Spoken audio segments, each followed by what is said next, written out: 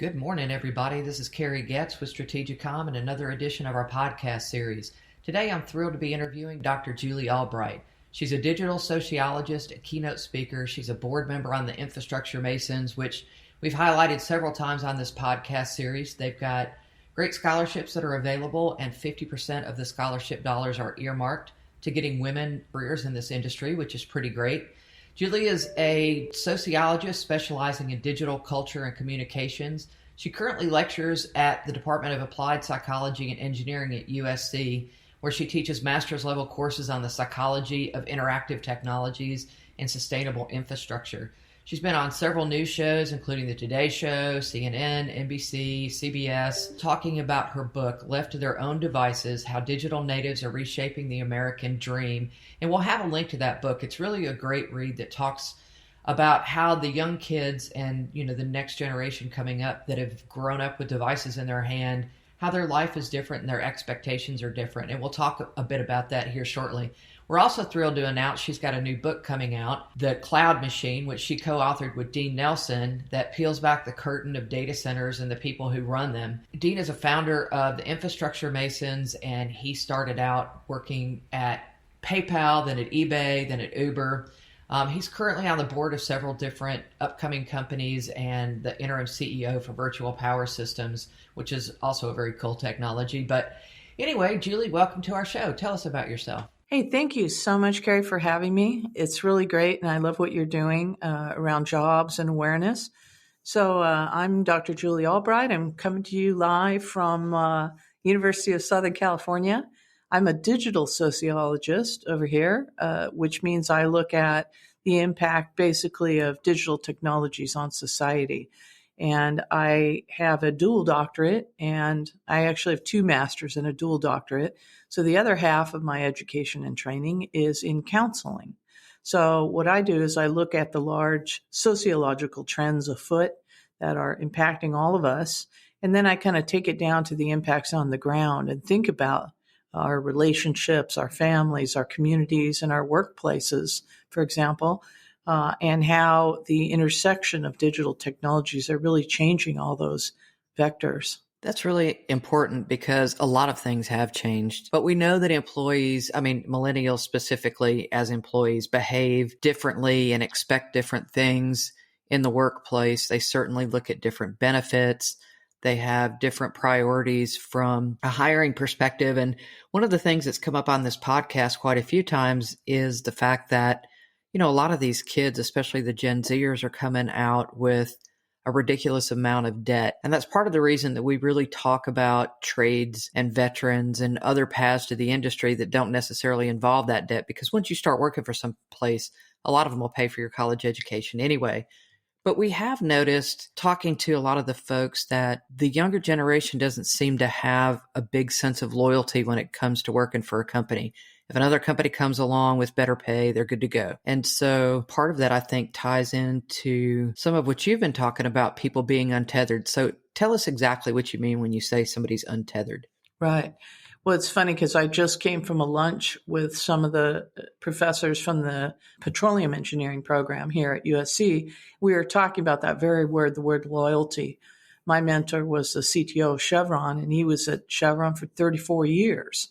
And, that kind of loyalty you're not seeing now. And, the average job hopping time now is about 18 months for millennials, for example.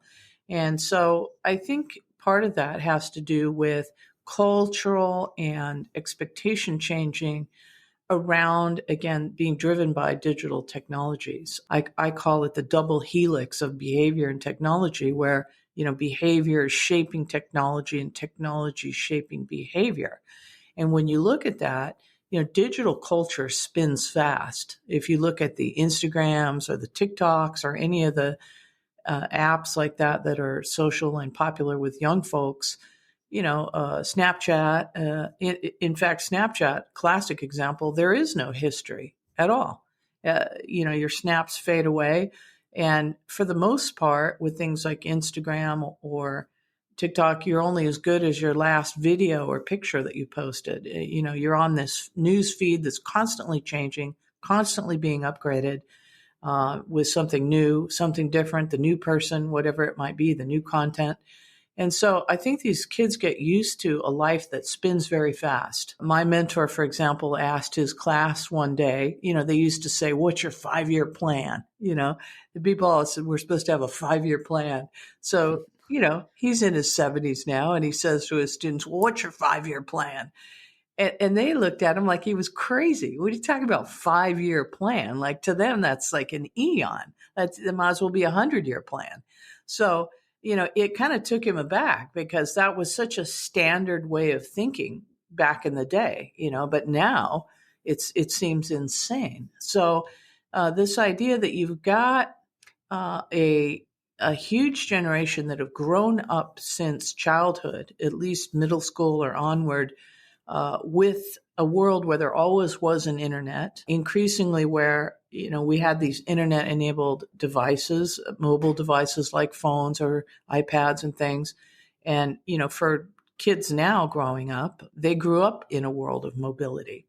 So you've got that going on. You've also got a much more diverse workforce coming in. So, for example, if you look at the baby boomers who are a lot of the population of upper management, it's about 72% white. But if you look at millennials, they're only 56% white, and that number is dropping as you get younger. So you've got a workforce that's coming in as what we call digital natives, that they've grown up in this world, unlike baby boomers. They've grown up in a world where there always was an internet, and they're a much more diverse group. So this is a young population that comes in with different values, different life experiences, and different motivational and behavioral drivers, I would suggest, that are increasingly orbiting around digital connectivity, social media, and things like texting. So that really reshapes how they think work should be, what their expectations are for their jobs and their workforce and their workplace and their work time. And it's really reshaping everything in terms of their relationship with the workplace. Yeah, I can honestly say in tech, I've seen a lot of this change. When I started in tech, if somebody worked someplace for more than about 3 years, people wanted to know what was wrong with them because they had new skills, they were worth more in the marketplace, and cost of living raises just didn't cut it. So to hear that that's gone down to 18 months, that's pretty crazy. And I think, too, one of the other things that I've changed, and I know women, we're not really good at tooting our own horns anyway, but, this whole culture of instant gratification and instant approval, I think has definitely made it different in the workforce. Yes, and that's one of the changes. I call that "don't care how, I want it now." You can order food with the touch of a button on your phone. You can order a car to come pick you up, or entertainment on demand on Netflix, for example. So this idea of wanting it now, getting it now, it becomes an expectation, and that's sort of bleeding over into the workforce. For example, young employees expect a promotion now within 1 year. I had the senior VP of Huawei came into my class a year ago and gave a talk about basically how he was coming to have dinner with me, and gave a talk about how to move up the career ladder and create a career and things like that. I thought he'd be a great sort of role model for the students.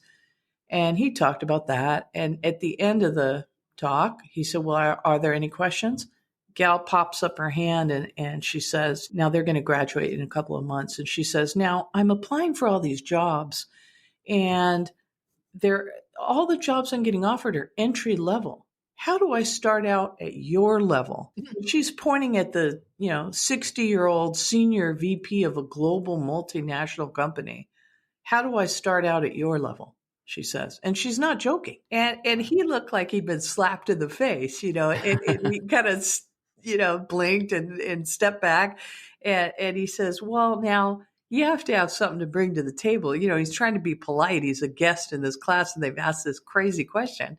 And he said, "You have to have some experience, for example." Another kid pops up his hand and says, "Well, now how can I get that experience? Can I read a book or something?" Wow. And they're not kidding.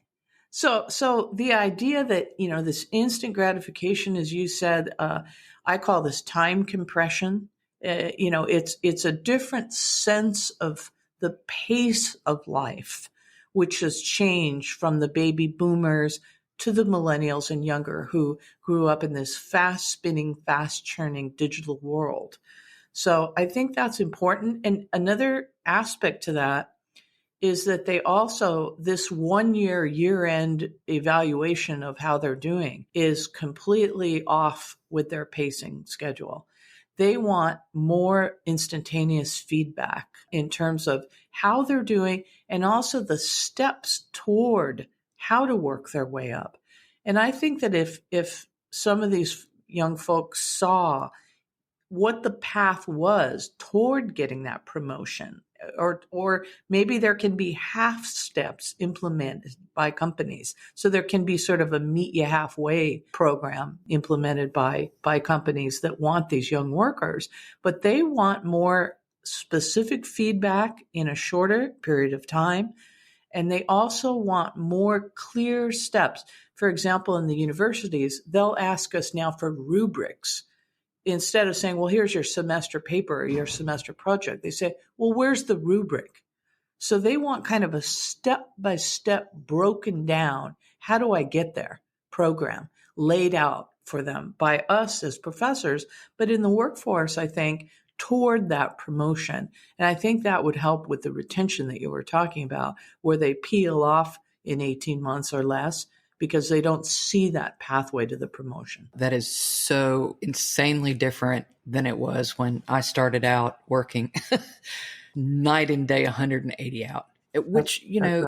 I think for a lot of companies, especially you hear about these companies that have a lot of openings, and some of them are, I think we're our own worst enemy in this industry in some cases, because everybody has that expectation of a degree, and that's sort of the defining line. But you see a lot of kids nowadays that are dropping out of school and becoming their own bosses because they see that as the fastest path to get to where they want to be, probably in a number that is monstrously different than even 10 years ago. That's right. And that's another aspect of this, what I call coming untethered, is that young people that grew up in this environment are unhooking from traditional activities, behaviors, social structures, including things like getting married, buying a home, buying a car, having kids, being part of a church, joining a political party, or other sort of community groups like the Rotary or the local golf country club or any of these sorts of things.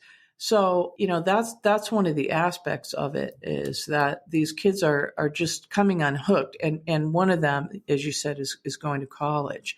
So that also has other implications, because these students coming unhooked also means coming unhooked from the workplace.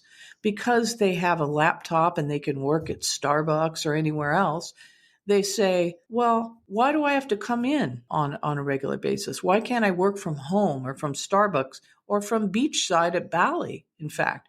And so I'm for that one. Yeah. So these students, 3/5 of students think they have the right to work remotely and the right to have a flexible schedule. So the vast majority, 7 out of 10 students, believe that being in an office isn't even necessary anymore. So, this, as you said, this is a sea change compared to, let's say, the baby boomers' sense of going to work and showing up and all that. This untethering has massive implications for their perception of what work is and where it's done. Well, to be fair, I will say that one of the problems I think inherently in the tech industry, especially where women are involved, is that expectation of having to be at an office 8 to 5 or longer. Actually, there is no 8 to 5 job in tech that I've found, but the expectation that somebody has to be in an office, and companies that really want to change the structure and have a greater diversity, that's one thing that they often overlook, is the fact that there's a lot of jobs that can be done remotely or partially remotely. I personally have worked remotely for 20 years, but tech as a whole kind of does it not the best job of using tech to solve some of their problems. And so the attrition rate for women in tech, last thing I read, was like 67%. And a lot of that is because they're leaving to be caregivers because the time's just not afforded them. Mhm. So, that might be kind of a byproduct of this untethered world that might actually bring about some change that's, to Well, be fair, probably long overdue. I think that you're getting into some interesting territory here, and that is that part of the work we've been doing at Infrastructure Masons and things that I'm hearing across the industry is we want to have a more diverse workforce. We want to attract women. Another fellow that I teach with here at USC was the CTO of Northrop Grumman, and he's a wonderful engineer. And we sat down at lunch one day and we were talking about these issues, and he said, I had the most women of any team at Northrop Grumman long before anybody else was doing that, and we had the strongest results and the best outcomes. He said because diversity brings more diverse experiences, and he says engineering is based upon analogy. And you can have more analogies when you have more diverse experiences, which lead to better engineering solutions. So the idea of diversifying your workforce isn't simply a nice thing to do. The studies show that it actually enhances the bottom line. The companies actually make more money, women in leadership positions and things like that, because I think that you see blind spots, you see novel solutions to things. So that's one of the keys. And tying this in again to this concept of coming untethered, we have now a huge uptick in babies being born to single mothers because people aren't getting married. So, one of the factors to consider if you want to attract more females into your company, you may want to think about childcare. Because if you've got more single mothers raising kids, that's going to be on top of mind for them. So, again, it's this sort of rethinking what is important, what will attract and retain a young workforce. And I think these are some of the things to think about: the ability to work remotely, the ability to work flexible hours, and possibly considering childcare to attract young women. Yeah, Nancy was on here. Nancy Novak, I know you know her. She's Um, wonderful. yeah, she is. One of the things that she brought up was that in hiring practices, men look at a young woman and think, "Oh, she's going to leave me for maternity leave." And if you just normalize that and gave both young men and young women maternity leave in equal measure, that kind of takes that off the table, which I thought was kind of a brilliant idea, actually. Well, I'll tell you what, I just gave a talk at Google about these sorts of issues. And to prepare for that, I polled my students and we talked about the perks and the benefits. And they looked at some of the ones that were being offered by tech companies and they said, if you want to say that men and women are equal, why do they have differences in maternity versus paternity leave? I mean, they said to us, you're not walking the walk. You're just saying something, but you're not really doing it. I thought, wow, that's really insightful. So, I brought that to them, but that's exactly what they said. Why don't you have equal time for maternity and paternity leave? And that kind of thing signals, by the way. One of the other gals said, I look at the board of directors and I look at the company, at their leadership. If I don't see, women, I don't even apply. So this idea that you're signaling things online, on LinkedIn, on your website, that young workers are looking at and reading the tea leaves saying, is this for me? Is this an organization that's friendly to diversity? That's friendly. And they're looking at these, differences in policy saying, maybe they're not really that evolved, or that's not a good fit for me. I don't see any women, maybe not for me. So it's very important for companies to understand their public facing communications. These kids that are so digitally savvy are looking at those for clues to the company values to see if they fit with their own. And I would say not only just having women on the board and women in leadership positions, but what they do in leadership positions outside of their traditional one or two that happen to have been out there for some time. But one of the things that we talk about is in order for all of this to happen, HR really needs to make a massive change. And I've heard about how people don't really have any luck filling out resumes and sending them through ATS systems. And that even the way job descriptions are written, sometimes they appeal more to men than they do to women. Oh, yeah. And there's lots of nuances to that. And for HR to really stand up and decide to make a difference, it's not a passive thing.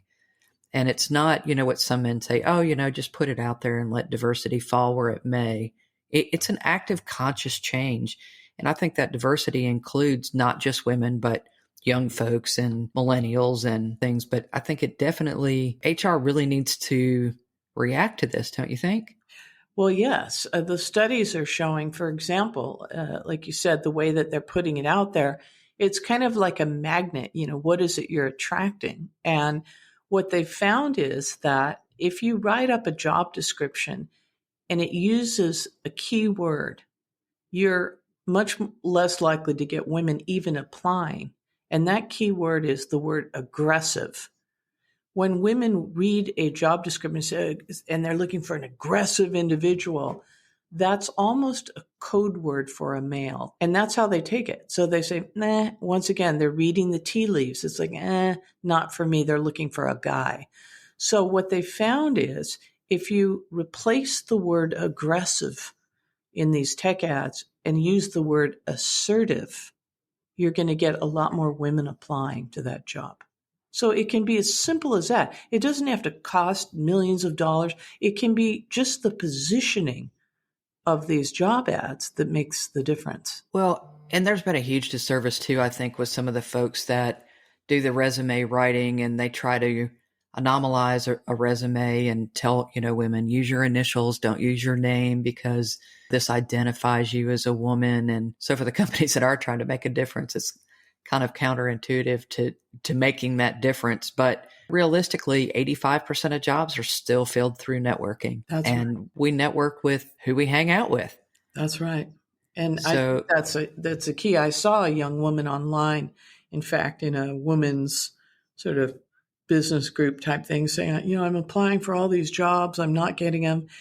And, I suggested spend more time going to network events, go to meetup groups, go to conferences, spend your time on that as opposed to cold resume sending.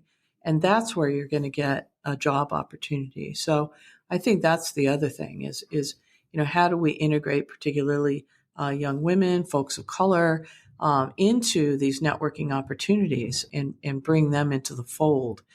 Because you're right, most of the jobs are filled through the Who You Know program. And if you have a machine that tells you have to tick 12 boxes to even be considered, then you're probably wasting your time. And it's a shame because there's tons of venues out there for different things you can subscribe to, lots of different people that'll tell you how your resume should look. You could literally probably every person you send it to will give you some tip about why it's not good and it needs to be changed.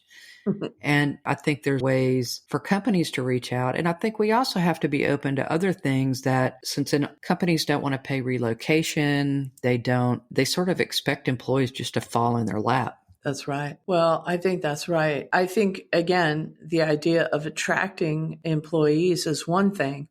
And I think the retention of them is another. And, I've said that I think that the workplace may be one of the last bastions of places where young people can anchor themselves and to be integrated into an organization. And why this is so important is, what I know from the long-term old school sociological studies is that all these organizations like marriage and family and church, all these things I was talking about that young people used to routinely take part in, and now millennials are unhooking from these things. These are stabilizing social structures. So what we're seeing now is a 30-year high in things like anxiety and depression and loneliness amongst young people. Example, half of Americans now are not in any kind of romantic relationship, and more than a quarter of millennials say they have no friends at all. So this is driving some of these anxieties and depressions. So point being that the workplace needs to rethink how it integrates these employees, where it's not just do your job and go home, but how can they be a part of sort of a work family, if you will. And a lot of young people are talking about the work fam, that's where they're finding that kind of connection and stability that they used to find in places like the church, that fellowship idea.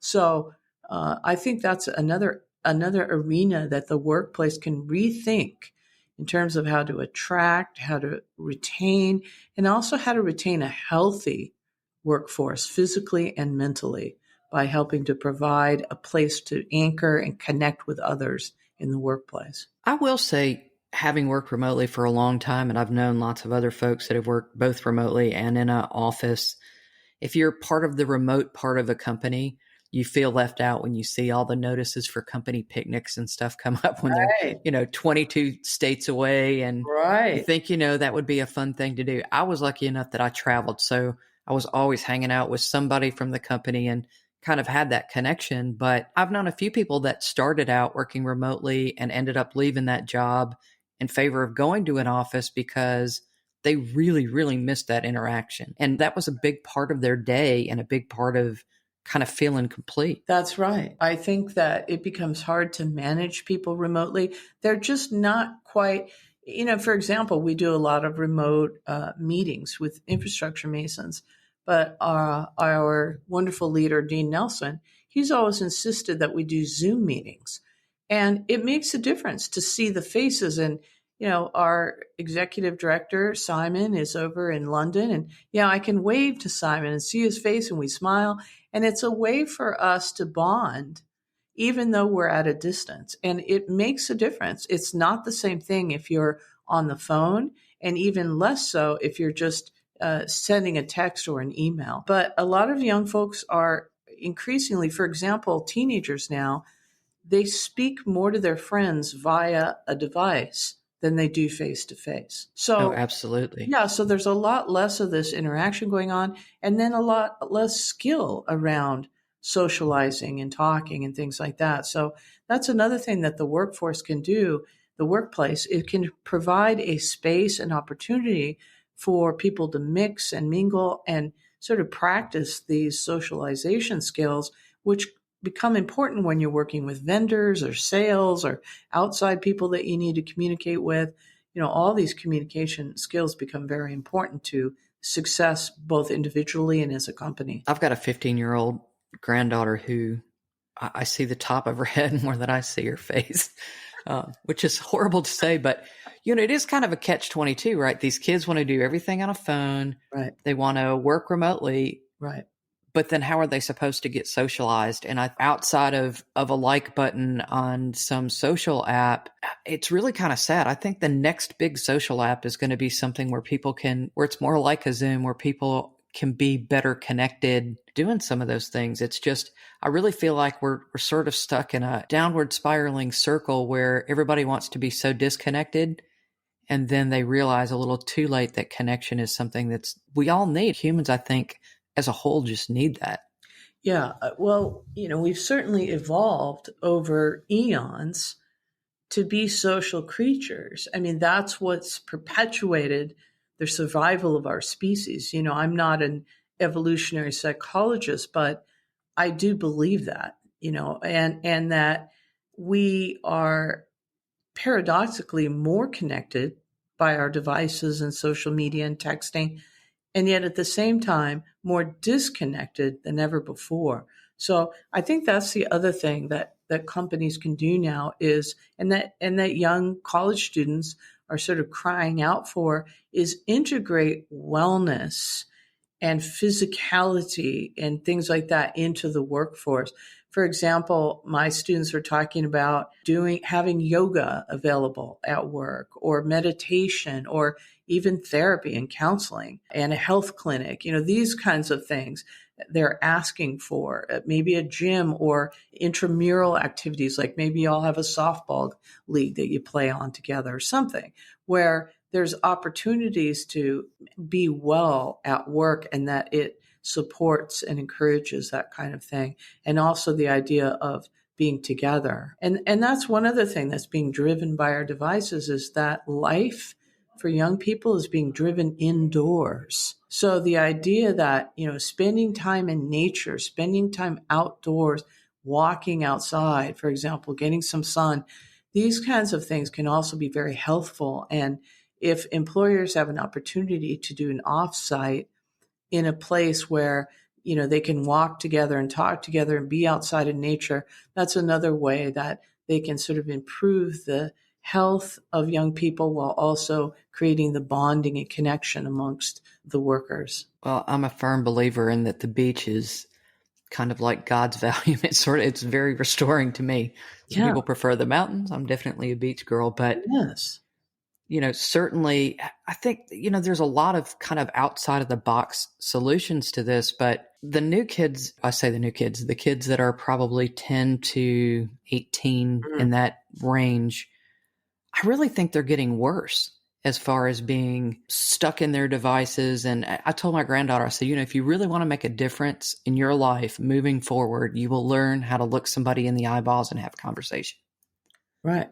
Because it's kind of a lost art. No, it is becoming a lost art. And in fact, that's what one of the sorority moms that lives with the girls on campus said to me. She said, they've lost the art of conversation. I said, really? And she says, yeah, they quickly run out of things to say, and then they pick up their phones and start texting someone else. So that's what I'm saying. The workplace is going to have to socialize some of these skills that, let's say, the baby boomers who didn't grow up in this environment take for granted.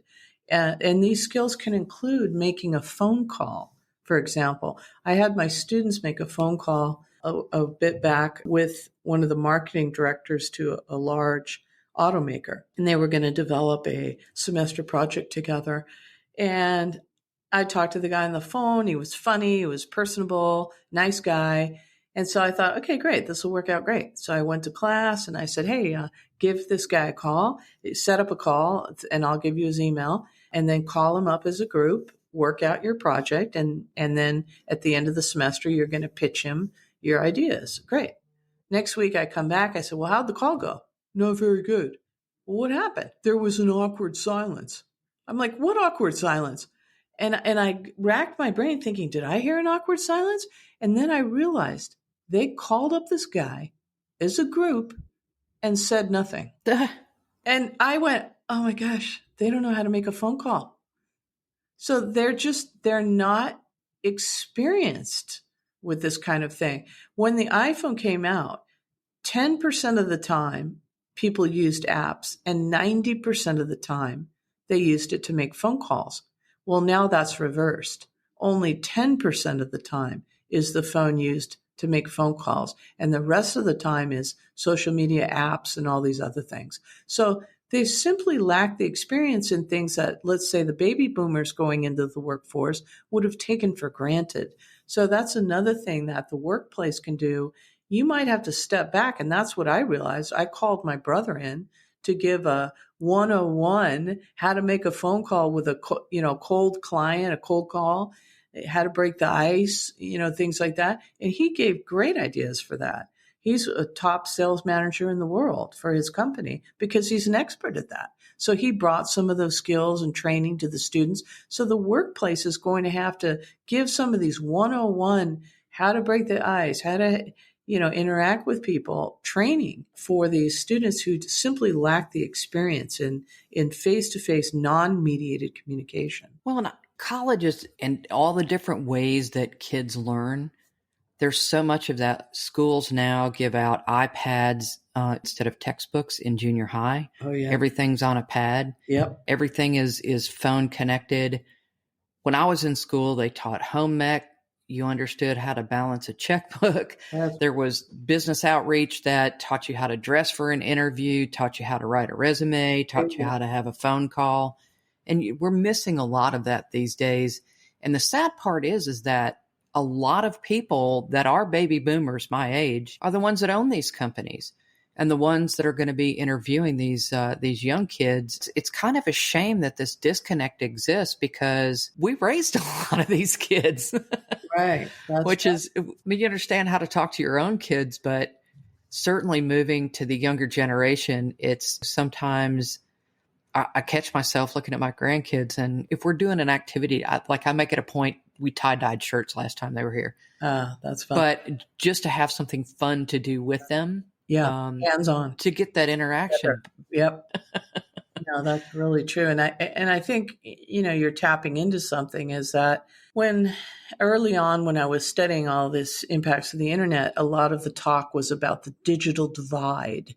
That, for example, lower socioeconomic status folks and minorities, for example, would not have access to computers, access to the internet. And the idea was they were going to get left behind as the ship sort of took off without them, leaving them standing at the dock while everyone else is on the ship of opportunity. And at this point in time, because obviously the price of technology drops, as we know, over time, it's become so easy to get a smartphone, internet-enabled smartphone. It turns out now that studies are showing that lower income folks, minority folks actually are on screens more than upper income or white kids, for example. So I think this is a new digital divide that's emerging. And if you look at some of the private schools that the kids, for example, of the tech scions go to, like the Waldorf schools in the Bay Area, they don't have screens. They are in there doing, like you're talking about, hands-on crafts and arts. They're doing music. They're doing movement and dance. So their brains are being wired in a different way than kids that are on screens 24/7. And in fact, parents of these kids say that the television is also going almost constantly. So there's constant noise, constant stimulation, and constant digital entertainment and information coming in at a very fast pace. And so it's really going to reshape the brains of these young people being online all the time. So I think it is up to the teachers and the parents to carve out some sacred spaces like you did intuitively with your grandchildren doing this hands-on craft. That's a fabulous idea. Playing outdoors, outdoor sports, cooking together, even having a family meal together without devices. I think these times are going to be very important and more important than ever now as we're starting to see some of the negative effects of constantly being online showing up amongst our young people and our young workers. I wholeheartedly agree. I just think that this rubber band effect of we push so hard for everybody to have a 4-year degree, and now we have ridiculous amounts of student debt. We push so hard for everybody to be digital, and now kids are forgetting how to have a conversation. Right. I really think that rubber band effect is just kind of snapping back, and there's going to be a few folks that are going to require a little hand-holding, I think, as we get back. Well, not necessarily get back, but you know what I mean, regain some of those lost skills. That's right. And I think that's the thing. We got, with the unveiling of the iPhone and, Steve Jobs on that stage that day, how exciting that was that you could, have a phone and have the internet and everything, email on your phone. We came bolting out of the barn like a horse race. And I think enough time has passed now that we can kind of step back with a critical distance and sort of reevaluate where we're at and say to ourselves, is this where we want to be? And if the answer is no, recalibrate, and again, I've said this before and I'll say it again. I'm not trying to throw out our devices. Our worlds are increasingly being interjected with smart things and networks and things of that nature. And we're never going to get away from it again. This is our digital era. But I think that recognizing that within that, we're still human. We still have needs for socialization and for being together and for connecting and being a part of a group. And I think that those kinds of things, we need to bring that back in. And again, I think that the workplace may be one of the last bastions to be able to do that. And so HR and managers and all really need to think about how to consciously and intentionally bring some of these things back so we have a happier and healthier workforce that sticks around. Yeah, I think it's absolutely critical for mental health. Not trying to get political by any stretch of the imagination, but you certainly see the effects through some of the gun violence in schools and some of the other things that are happening, that we're not taking care of psyches anymore. We're taking care of digits. And, how ironic is it that a conversation is probably the last bastion of privacy?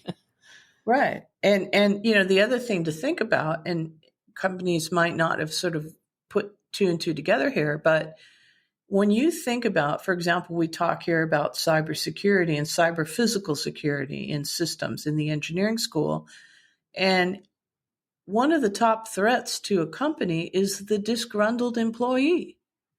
So if you can bring some happiness, bring some connectedness to that employee, you're actually creating a safer workplace and a workplace that has less threat for some kind of cyber or physical attack. So that's really something to think about. This, again, isn't just a nice thing to do. This is going to have some very serious implications for safety and security for your companies. I wholeheartedly agree. Well, we are bumping up close to our time, although I swear I feel like we could sit here and talk about this forever. But if you wanted to leave folks with some parting words and some things to really think about when we're trying to attract diversity in tech and more women in tech and millennials and Gen Zs, and because all of that is diversity, right? It's a different way of thinking. And if we hire only people with 4-year degrees, they've all learned the same thing in the same textbooks. So we lose a lot of that vision and we lose all those different lenses that people see through. But if you were going to leave everybody, not discounting a degree by any stretch, I'm just saying there's other ways to learn. Right. But if you wanted to leave some people with some parting notes, what would you put in there? Well, I think there's some really interesting also alternatives to the 4-year degree cropping up. There are, for example, fab labs that are springing up all around the world where kids are getting some hands-on digital fabrication, 3D printing, and all sorts of things like that, experiences.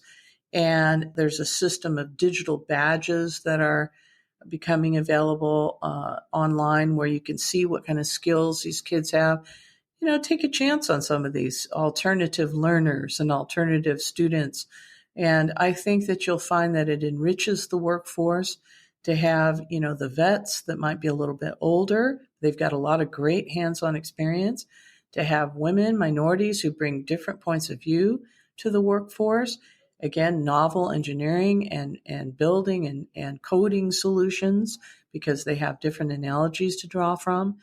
And just really understanding that. And, my book, Left to Their Own Devices, will also give you some insight into how their values and behaviors are changing so you can sort of rethink your approach to hiring, attracting, and retaining this new untethered workforce. And I'll put a link to your book in the description for this podcast for everybody. It's also available on Amazon. Julie just found out that she's on the Forbes Top 30 for her book. So congratulations there. But it's an amazing read. If you haven't read it, it really speaks to that.